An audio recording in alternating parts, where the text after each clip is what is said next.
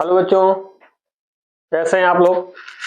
आप सभी का अरविंद सर की जीएस क्लास में बहुत बहुत स्वागत है। आशा करता हूं कि आप स्वस्थ होंगे, मस्त होंगे। तो चलिए आज हम बात करते हैं मादा जनन तंत्र का दूसरा टॉपिक और मानव जनन तंत्र का पांचवा टॉपिक है। ये मादा जनन तंत्र का ये दूसरा टॉपिक है और मानव जनन तंत्र का ये पांचवा टॉपिक है दोस्तों। इससे पहले हमने मादा जनन तंत्र में हमने प्रथम लैंगिक अंग के बारे में हमने पढ़ लिया और सहायक नलिका के बारे में हमने पढ़ लिया। हमने अंडाशय के बारे में पढ़ लिया, अंडवाहिनी के बारे में पढ़ लिया और गर्भाशय के बारे में पढ़ लिया दोस्तों। देखिए दोस्तों, जब तक आप पहला पार्ट इसका नहीं देखेंगे मादा जनन का, तब तक आपको ये दूसरा पार्ट जो है ये आपके किसी काम का नहीं है। तो सबसे पहले आप पहले पार्ट को देखें, उसके बाद जब आप दूसरे पार्ट को देखेंगे तो आपको ज्यादा समझ में आएगा। तो इसलिए दोस्तों पहले आप पहले वाला पार्ट देख लीजिएगा, तब जाके ये पार्ट देखें तो ज्यादा आपको समझ में आएगा। चलिए चलते हैं अपने टॉपिक पे। देखिए आज का जो टॉपिक है स्तन ग्रंथि और बार्थोलिन ग्रंथि और भग, इन टॉपिक पे हम बात करेंगे। देखिए दोस्तों, स्तन ग्रंथि को मेमेरी ग्लैंड के नाम से भी जाना जाता है।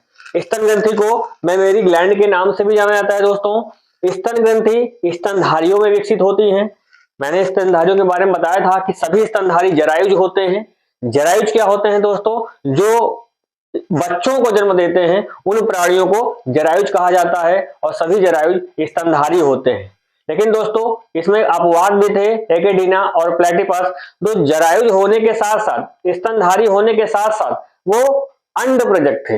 ये अपवाद थे स्तनधारियों के।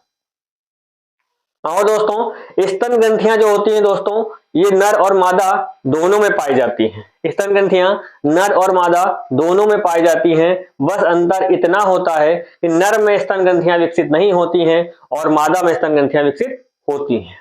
क्या कारण है कि नर में विकसित नहीं होती हैं और मादा में विकसित होती हैं? तो कारण दोस्तों ये है कि नर में ये इसलिए विकसित नहीं होती हैं क्योंकि नर में टेस्टोस्टेरोन हार्मोन पाया जाता है और मादा में यह हार्मोन नहीं पाया जाता है।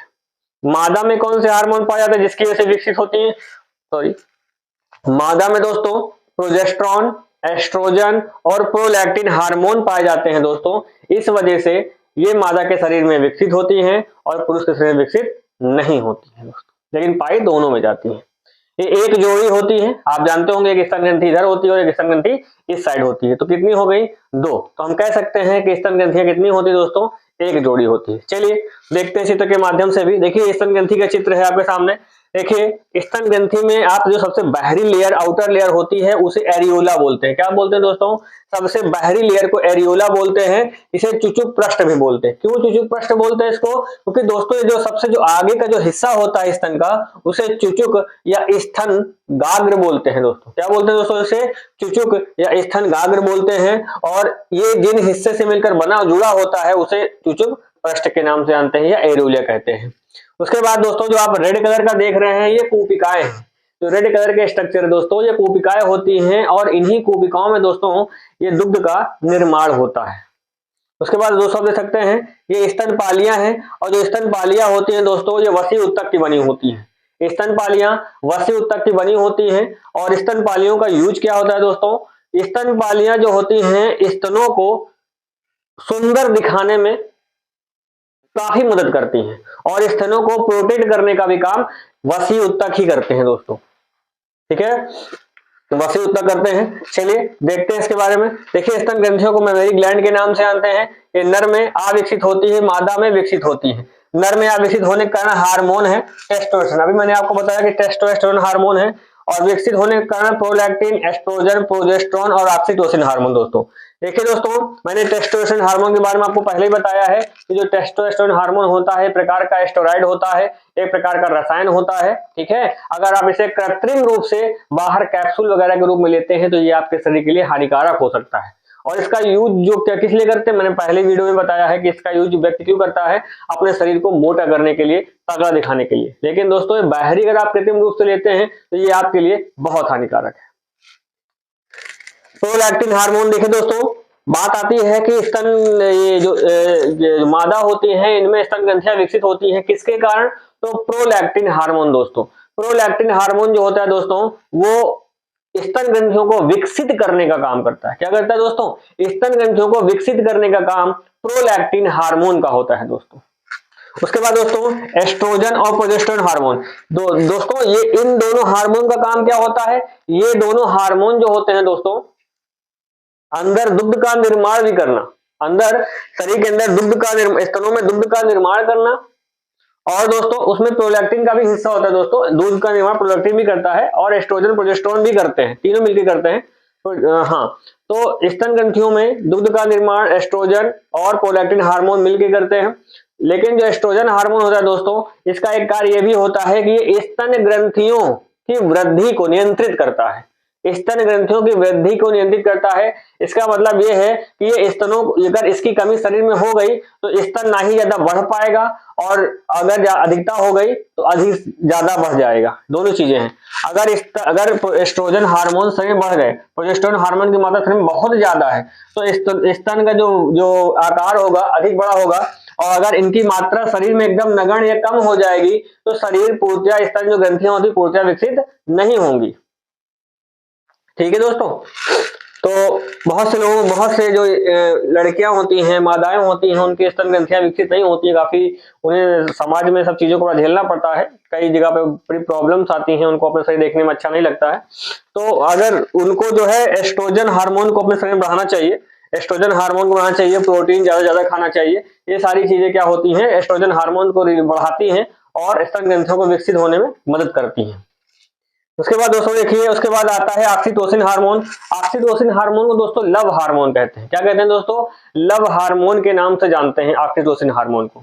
क्यों कहते हैं, क्योंकि जब किसी से, मतलब जो माँ होती है अपने बच्चे से ममत्व दिखाती है तो ये ऑक्सीटोसिन हार्मोन ही रिलीज होता है, और इसी ऑक्सीटोसिन हार्मोन की वजह से दोस्तों जो जो दुग्ध है, जो दूध है, वो उसका स्त्रावण शरीर के बाहर होने लगता है। मतलब बच्चे जब दूध पिलाती है मां, तब दूध ऑटोमेटिक अपने मन से निकलना शुरू हो जाता है।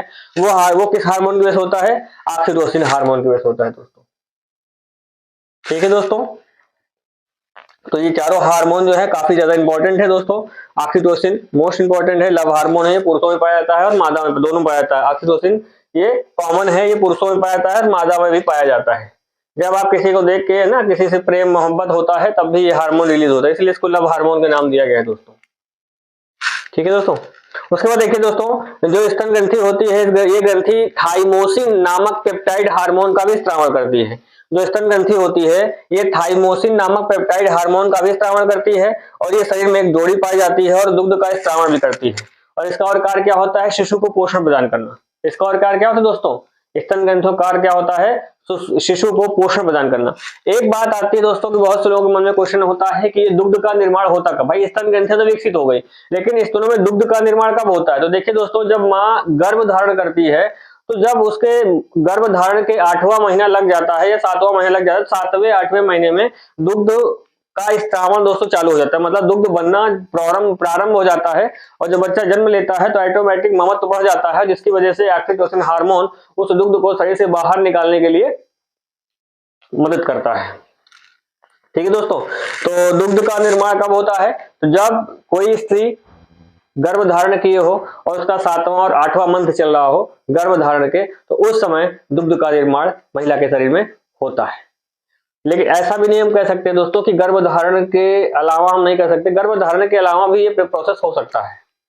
ठीक है, ये सिर्फ गर्भ धारण में ही नहीं होता कि गर्भ धारण में ही दुग्ध का निर्माण होता है, कुछ और अदर प्रोसेस भी होते हैं, इसमें दुग्ध का निर्माण हो सकता है दोस्तों। तो हम लोगों ने आज स्तन ग्रंथियों के बारे में देख लिया दोस्तों, आप चित्र के माध्यम से इसको नोट कर लीजिएगा, अच्छे से लिख लीजिएगा। उसके बाद नेक्स्ट जो ग्रंथि है दोस्तों, बार्थोलिन ग्रंथि है। बार्थोलिन ग्रंथि ये योनि के आंतरिक भाग में पाई जाती है। देखिए जो बार्थोलिन ग्रंथि मैं आपको बताऊं, यहाँ पे होती है दोस्तों बार्थोलिन ग्रंथि, योनि के दोनों ओर इस ओर होती है बार्थोलिन ग्रंथि। ठीक है, ये बार्थोलिन ग्रंथि योनि के दोनों ओर होती है, इसलिए कहा योनि के आंतरिक भाग में पाई जाती है। और यह एक जोड़ी होती है, देखिए एक इधर होती है और एक इधर, ये छिद्र टाइप की होती है ना, छोटे से छिद्र टाइप की होती है। और इसका कार्य क्या होता है, श्लेष्मा का स्त्रावण करना। या दोस्त एक चिपचिपा श्लेष्मा का स्त्रावण करती है, एक चिपचिपा पदार्थ होता है उसका स्त्रावण करती है बार्थोलिन ग्रंथि। और यह जो श्लेष्मा तब निकलता है जब दोस्तों सेक्सुअल रिलेशन बनते हैं। ठीक है, जब सेक्सुअल रिलेशन बनता है तो उस समय ये ग्रंथि ऑटोमेटिक श्लेष्मा का स्त्रावण करने लगती है, ताकि जो मैथुन क्रिया होती है उसमें नर और मादा को आसानी हो, इसलिए श्लेष्मा निकलता है दोस्तों सेक्सुअल रिलेशन के समय। बार्थोलिन सिस्ट क्या होता है दोस्तों? होता क्या है दोस्तों, कभी कभी श्लेष्मा निकलने लगता है और निकलने के बाद श्लेष्मा जो है जमने लगता है, निकलने के बाद श्लेष्मा जमने लगता है, जिसकी वजह से वो एक सिस्ट का रूप ले लेता है। इसीलिए इसको कहा गया बार्थोलिन सिस्ट कहा गया है, इसे फोड़ा कह सकते हो आप। तो ये फोड़ा बन जाता है। फिर इसे अगर आप अधिक समय तक इसको ध्यान नहीं देंगे, कैंसर तक का रूप ले लेता है। उसके बाद डॉक्टर क्या करते हैं, इसे शरीर से बाहर कर देते हैं चिकित्सा करके। तो समझ गए होंगे कि बार्थोलिन ग्रंथि योनि के आंतरिक भागों में पाई जाती है या एक जोड़ी होती है। इसका कार्य श्लेष्मा का स्त्रावण करना होता है। बार्थोलिन सिस्ट श्लेष्मा के जमने से बनता है। ठीक है दोस्तों, ये सिस्ट क्या होता है, फोड़ा टाइप का होता है। उसके बाद दोस्तों कुछ चीजें और बाकी रह गई हैं, जैसे हमें जानना है, जैसे अभी हम लोगों ने योनि के बारे में नहीं जाना है ना दोस्तों, योनि के बारे में जाना। ये बाह्य जनेंद्री में आता है, योनि जो होता है बाह्य जनेंद्री में आता है। तो पहले आप इसको स्क्रीनशॉट कर लीजिए ताकि मैं हटा के आपको जो बचे हुए पार्ट है उनको पढ़ा सकूं।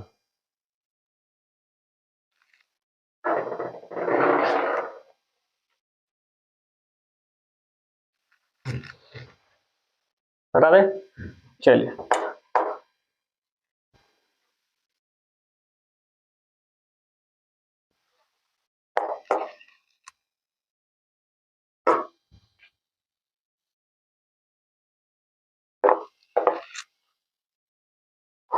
देखिए दोस्तों, लास्ट है बाह्य जनेंद्री।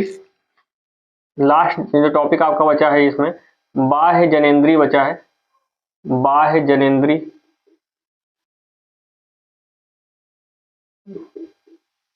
बाह्य जनेंद्री में देखिए भाग होता है दोस्तों,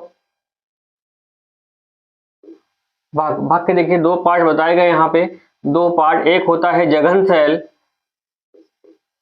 और दूसरा होता है भगोष्ठ। दूसरा क्या होता है दोस्तों, भगोष्ठ। देखिए दोस्तों, जघन सेल क्या होता है, जघन सेल को देखिए मोन्स प्यूबिस के नाम से जानते हैं। किस नाम जानते हैं, मोन्स प्यूबिस के नाम से जानते हैं। होता क्या है जघन सेल दोस्तों, जघन सेल यहाँ पे लैंगिक रोम का निर्माण होता है। जिन स्थानों पर लैंगिक रोम का निर्माण होता है, लैंगिक रोम या आप इन्हें बाल भी कह सकते हैं, जिन स्थानों पे लैंगिक रोम या बाल का निर्माण होता है उस स्थान को जघन सेल के नाम से जानते हैं। इसके जस्ट फंडस के ऊपर होता है दोस्तों, फंडस के ऊपर का एरिया होता है जघन सेल। तो दोस्तों जघन सेल जो होता है क्या होता है, यह लैंगिक, हाँ लैंगिक रोम होता है। जघन सेल में लैंगिक रोम पाए जाते हैं या इन्हें बाल कहते हैं। कि जिन स्थानों पर लैंगिक रोम या बाल उगते हैं, है ना, आते हैं जहां पे ये, उन्हें क्या कहते हैं दोस्तों, उन्हें जघन सेल कहते हैं। उन स्थानों को जघन सेल के नाम से जानते हैं। देखिए भगोष्ठ क्या होता है दोस्तों, भगोष्ठ दो पार्ट होते हैं इसके दोस्तों, बाह्य भगोष्ठ अंतः भगोष्ठ। इसके दो पार्ट होते हैं दोस्तों, बाह्य भगोष्ठ और अंतः भगोष्ठ।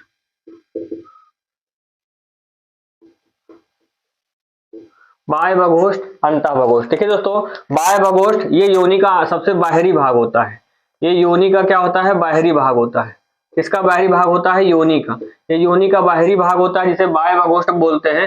अंतः भगोष्ठ क्या होता है दोस्तों, देखिए दोस्तों एक अंतर होता है मादा जनन तंत्र में और नर जनन तंत्र में।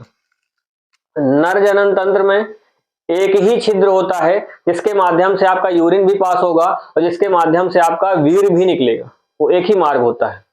लेकिन दोस्तों महिलाओं में या मादा में चीजें नहीं होती। इनका देखिए, इनका जो मूत्र मार्ग होता है वो अलग होता है, मूत्र मार्ग अलग होता है और जो सेक्सुअल मार्ग होता है, जहां सेक्स वाला जो मार्ग होता है वो अलग होता है दोस्तों। तो दोस्तों इनके दो मार्ग होते हैं, आप इसको योनि मार्ग भी बोल सकते हैं आप। तो एक मूत्र मार्ग अलग होता है और सेक्स या योनि मार्ग अलग होता है दोस्तों। तो इनमें दो छिद्र होते हैं, एक से मूत्र का स्त्राव होता है जब सेक्सुअल रिलेशनशिप होता है, तो ये दूसरा भाग होता है। तो इनमें दो भाग होते हैं और पुरुषों में सिर्फ एक भाग होता है दोस्तों।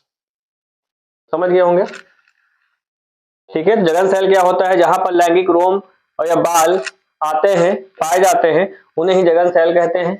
भगोष्ठ क्या होता है, दो होते हैं, बाह्य भगोष्ठ जिसे बाहरी योनि का बाहरी हिस्सा होता है, अंतः भगोष्ठ जिसमें दो भाग होते हैं, एक मूत्र मार्ग होता है, एक सेक्सुअल या योनि मार्ग होता है।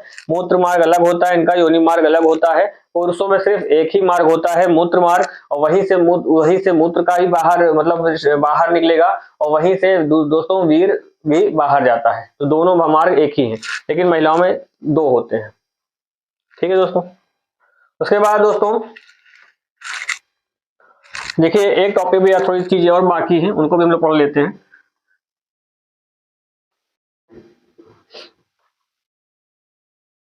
हम लोगों ने दोस्तों प्लेसेंटा के बारे में नहीं पढ़ा, अपरा के बारे में।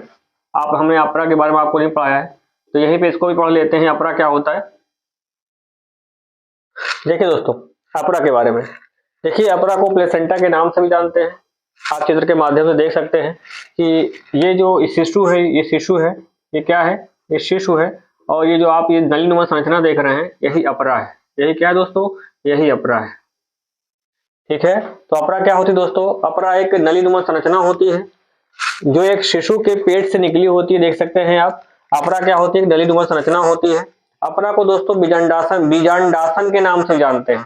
अब आप सोचे होंगे बीजांडासन वगैरह तो पेड़ पौधे में, तो बीजांडासन का मतलब दोस्तों यहाँ से है, बीज का मतलब भ्रूण से है। यहाँ पे दोस्तों बीज का मतलब यहाँ भ्रूण से है, इसलिए इसको बीजांडासन कहा गया है।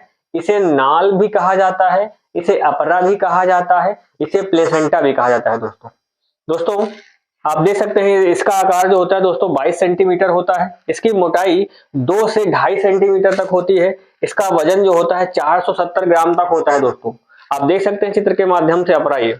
उसके बाद दोस्तों इसका विकास 8 से 10 दिनों में हो जाता है। जब फेलोपियन ट्यूब से जब जो जाइगोट होता है, जाइगोट ट्रांसफर होकर जब कहा जाता है, गर्भाशय में जाता है, तो गर्भाशय में जाइगोट पहुंचने के बाद भ्रूण का रूप ले लेता है। और जैसे वो भ्रूण का रूप लेता है तो 8 से 10 दिनों के अंदर अपरा का विकास स्वतः ही हो जाता है। अपरा का दोस्तों कार्य क्या होता है, अपरा का कार्य दोस्तों भ्रूण का पोषण करना होता है। भ्रूण का पोषण, देखिए भ्रूण को खाना वगैरह कैसे मिलेगा, उसको ऑक्सीजन वगैरह कैसे मिलेगी, तो उसको ऑक्सीजन, खाना, उत्सर्जन, ये सारी प्रक्रियाओं को संचालित रखने के लिए अपरा का बहुत बड़ा योगदान होता है। दोस्तों ये अपरा ही है जो एक शिशु को श्वसन की क्षमता प्रदान करती है, पोषण प्रदान करती है और उत्सर्जन। मान लीजिए किसी शिशु में टॉक्सिन है, तो शिशु क्या करता है, उन टॉक्सिन को भी क्या करता है, इन अपरा के माध्यम से उसके शरीर से बाहर निकल जाता है। और दोस्तों देख सकते हैं भ्रूण का पोषण प्रदान करती है, श्वसन, उत्सर्जन और प्रतिरक्षा भी देती है। इसे प्रतिरक्षा तंत्र भी मजबूत करती है, ये जिसे इम्यून सिस्टम बोलते हैं, वो भी इसको मजबूत करती है। उसके बाद दोस्तों हार्मोन का स्त्राव, ये जो अपरा है ये कई प्रकार के हार्मोन का स्त्रावण भी करती है। आप देख सकते हैं यहाँ पे human chorionic gonadotropin hormone, human placental lactogen hormone और एस्ट्रोजन और प्रोजेस्टेरोन हार्मोन। तो दोस्तों इन हार्मोन का स्त्रावण भी कौन करता है, अपरा करती है दोस्तों। उसके बाद दोस्तों समझ गए होंगे आप लोग। उसके बाद देखिए दोस्तों एक टॉपिक और है आर्थो चक्र। आर्थो चक्र को दोस्तों रजोधर्म के नाम से भी जानते हैं, इसे ऋतुस्राव के नाम से भी जानते हैं, इसे महावारी के नाम से भी जानते हैं, इसे मासिक चक्र के नाम से भी जानते हैं। और जो आर्थो चक्र होता है ये स्तनधारियों में होता है दोस्तों। अब स्तनधारियों में किसमें दोस्तों, तो ये मादा में होता है, नर में ये प्रक्रिया नहीं होती है। प्राइमेट, मनुष्य, बंदर और कपी। देखिए दोस्तों प्राइमेट उन्हें कहा जाता है जिनमें आर्थो चक्र की प्रक्रिया होती है। जिन जानवरों में या इंसानों में जिनमें भी आर्थो चक्र की प्रक्रिया होती है दोस्तों, उन्हें प्राइमेट के नाम से जानते हैं। तो प्राइमेट यहाँ कौन कौन से, मनुष्य हैं, इसमें मादा होती है, बंदर है और कपी है। उसके बाद दोस्तों मादा जो होता है ये कब से प्रारंभ होता है, आर्थो चक्र जो होता है जिसे पीरियड्स के नाम से भी जानते हैं, ये कब से प्रारंभ होता है, ये दोस्तों जब एक मादा 12 से 13 वर्ष की उम्र में प्रारंभ होती है। 12 से 13 वर्ष, क्यों दोस्तों, क्योंकि आपको पता है कि मैंने बताया था आपको कि 10 से 12 वर्ष की आयु में किसका निर्माण हो जाता है, अंडाणु का निर्माण हो जाता है। मतलब एक मादा के अंदर जनन करने की क्षमता आ जाती है 10 से 12 वर्ष की आयु में। इसीलिए दोस्तों 12 से 13 वर्ष की आयु में आर्थो चक्र में क्या होता है दोस्तों, प्रारंभ हो जाता है। उसके बाद आर्थो चक्र जो है दोस्तों वो 26 से 28 दिनों के अंतराल में होता रहता है, इसलिए इसे मासिक चक्र के नाम से भी जाना जाता है। क्यों, क्योंकि हर मंथ होता है दोस्तों, ये दोस्तों हर मंथ होता है। और अगर ये होता है तो किसमें कितने दिन का समय लगता है दोस्तों, तो इसमें ये लगभग 5 दिन, 5 या 6वां दिन, इतने दिन तक ये आर्थो चक्र होता है। 5 या 6 दिन तक आर्थो चक्र दोस्तों ये बना रहता है। और बात आती है कि आर्थो चक्र को फिर नियंत्रित कौन करता है, तो दोस्तों आर्थो चक्र को देखिए ये जो आप देख सकते हैं गर्भाशय, इसी से आर्थो की प्रक्रिया प्रारंभ होती है। ये जो आप देख रहे हैं अंतःपेशी स्तर देख रहे हैं, अंतःपेशी स्तर, यही पेशी स्तर क्या होता है दोस्तों, यही पेशी स्तर टूटता है। क्यों टूटता है, मैंने बताया भी था कि एस्ट्रोजन हार्मोन और प्रोजेस्टेरोन हार्मोन, एस्ट्रोजन हार्मोन जो होता है दोस्तों, ये अंतः स्तर को मजबूत करता है, अंतः स्तर को मजबूत करता है या बनाता है या डेवलप करता है। तो जैसे ही ये 27-28 दिन मतलब बीतते हैं, तो होता क्या है दोस्तों, ये जो अंतः स्तर होती है वहां से एस्ट्रोजन हार्मोन में कमी आ जाती है, जिसकी वजह से ये स्तर जो होता है टूट जाता है, कमजोर हो जाता है, तभी वहां से ब्लडिंग होती है।